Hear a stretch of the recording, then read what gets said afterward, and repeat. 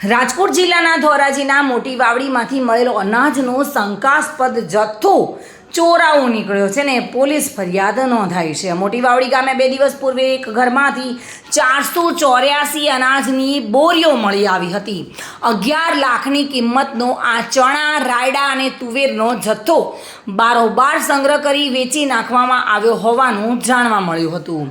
Dhoraji police મથકમાં નોંધાવેલી ફરિયાદમાં દિવ્યેશભાઈ પ્રવીણભાઈ ઠુમ્મરે આરોપી તરીકે શકદાર જયદીપભાઈ રમેશભાઈ અપાનાથીનું નામ આપ્યું હતું। ફરિયાદમાં જણાવ્યા મુજબ જયદીપે નાફેડના ગોડાઉનમાંથી 236 ચણાની બોરી, 90 રાયડાની બોરી અને 25 જેટલી તુવેરની બોરીઓ એમ કુલ 11 લાખના જથ્થાની ચોરી કરી હતી। 2 દિવસ પૂર્વે ધોરાજીના મામલતદારે દરોડો પાડ્યો હોય જેમાં આ કૌભાંડ બહાર આવ્યું હતું અને આ મામલે અંતે પોલીસ ફરિયાદ નોંધાઈ છે। મોટી વાવડી ગામે રહેતા જયદીપ અપાનાથીના ઘરેથી આ જથ્થો કઈ રીતે ત્યાં પહોંચ્યો અને અનાજ ચોરીમાં કોની સંડોવણી છે તે સહિતની બાબતો પર પોલીસે તપાસ કેન્દ્રિત કરી છે।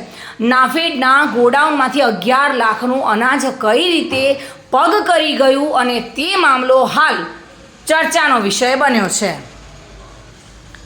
વિમલ સોંદરવા સાથે bureau report, today Gujarati news.